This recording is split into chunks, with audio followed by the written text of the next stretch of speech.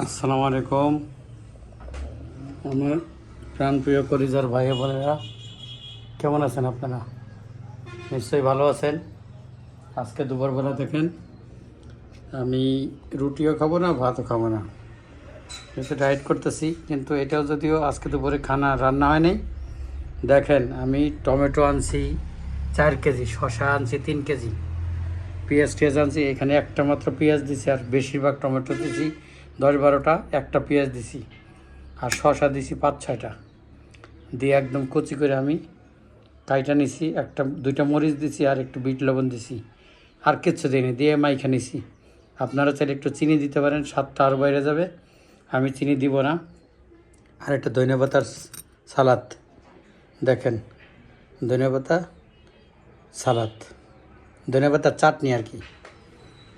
আর এই হলো সামোসা, অনেক মজাদার খাবার না?